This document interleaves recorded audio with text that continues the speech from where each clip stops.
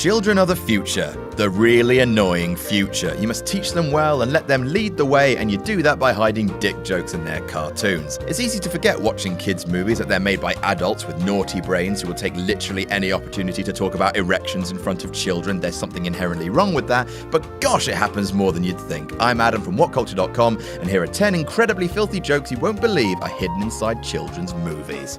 Number 10, a drug-addled past, the Santa Claus. Putting aside the fact that the Santa Claus includes Tim Allen straight up murdering Santa Claus, it's pretty much a nostalgic, family-friendly treat. It also comes ready-made with an interesting little drug gag that somehow got past the Disney censors, a nice reference for all the mums and dads who were dragged out to see the film. When Allen's character Scott starts to fly like Santa, which is a superpower I guess Santa has, his cute and innocent son comments, "Whoa, you're flying!" Scott's retort, "It's okay, I'm used to it, I lived through the 60s. So basically, Alan's Disney dad character did a load of LSD as a teen. And so could you, kids! Number 9, a computer has an orgasm, the brave little toaster to the rescue. Yes, there really is a scene where a computer has the digital equivalent of a fully fledged orgasm. I wish I was joking. Although some might argue that the scene I'm referring to only accidentally conveys an orgasm, nope, you're f***ing wrong. There's no way that the people who made this movie didn't do this on purpose. Said computer begins by mentioning how his memory banks are being stroked, then proceeds to make pleasurable noises like woo and that feels sort of good, to name a few, before he adds, "I feel something happening inside of me," and if that's not hammering the point home enough, at that point the printer explodes with sheets of white paper. Subtle. Number 8, small boy talks about the JJ's Monster House. Despite being aimed directly at the children's market, the excellent and underappreciated Monster House contains one bizarre and very specific reference to the lady vagina. Seriously. During one scene in which our cast of characters, who are all children by the way, are discussing the anatomy of the titular Monster House, one kid says, "Well, if those are the teeth, then that's the tongue, and that must be the uvula," whilst pointing at the chandelier. "Oh, so this must be a female house," replies another kid. The uvula is that dangly thing in your throat. The kid has mixed it up with the vulva, which is the lady genitals. Number 7, Buzz Lightyear pretty much gets an erection. Toy Story 2. However you look at the end of Toy Story 2, it's hard to argue against the fact there's a part of this splendid Pixar sequel in which Star Command Space Ranger Buzz Lightyear gets a Woody. Not that one.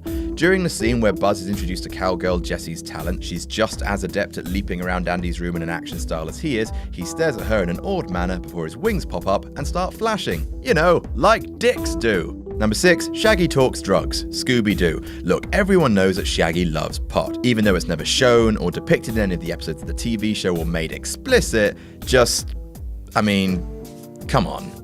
Look at his joyful, hazy expression, his laid-back gait, the constant f***ing munchies. Anyway, given that 2000's live-action Scooby-Doo movie was aimed at children, it wasn't as if the filmmakers suddenly found themselves able to expose Shaggy in his true form, but they did go as far as to make a reference to his secret habits. During one scene, when Shaggy is on a plane, he meets a girl and they bond over a mutual love of Scooby snacks. When he asks her name, she tells him it's Mary Jane. Like, "That is my favorite name," he says, wide-eyed. Mary Jane is a common nickname for marijuana.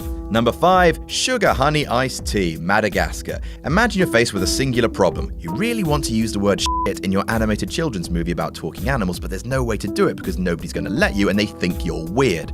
Somehow, though, the filmmakers behind Madagascar managed to find a way. They realized they could use the power of initials to achieve their dreams. During one particular scene in which Alex and Marty are running towards each other on a beach to the theme of Chariots of Fire, Marty realizes that Alex's loving strides aren't so loving after all, switches directions and yells, "Oh, Sugar Honey Iced Tea."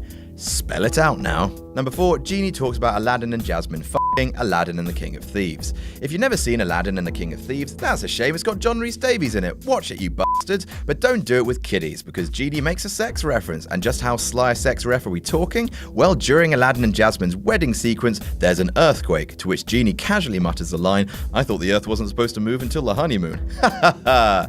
F***ing. Number 3, 2 female cars, Flash, Lightning McQueen, Cars. More Pixar-related smut here because the world's favourite animation studio can't keep their filthy minds under lock and key. Cars is thought to be one of their less inspired movies, but it has its moments, including one standout eye-opener where a couple of groupies decide to expose themselves to main character Lightning McQueen, in a strictly vehicular sense, of course. Yes, during a scene at the beginning of the movie when we're being shown Lightning McQueen's badass driving skills and associated popularity, a couple of convertibles, named Mia and Tia, if you're interested, flash in with their headlights in quick succession. Way to go teaching kids the best way to appreciate their heroes there, Pixar. With boobs. Number 2, chef admits a sexual fetish for vegetables, Ratatouille. So here's a reason never to eat at Chef Skinner's restaurant. During one scene in the glorious Ratatouille, head chef and stereotypical angry Frenchman Skinner comes into the kitchen to find lead character Linguini messing around in the ingredients cupboard. "What are you doing in here?" he shouts. "I'm just familiarizing myself with, the vegetables and such," says Linguini. "Get out," yells Skinner. "One can get too familiar with vegetables, So either he has personal experience with being over familiar with vegetables, or he knows someone who was. And which vegetable would that be exactly? And the answer is a cucumber. It's always a cucumber.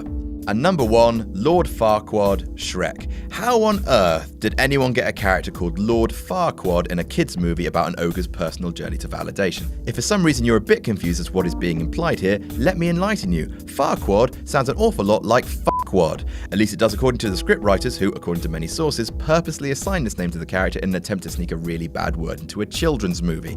And they sort of got away with it, didn't they? As the villain of the movie, Farquaad's name is required to be said a lot, and yet nobody at DreamWorks seems to have noticed. And that's our list. Did we miss any out? Tell us about it in the comments, and don't forget to like, share, and subscribe. You can follow me on Twitter here. I'm Adam from WhatCulture.com, and I'll see you soon.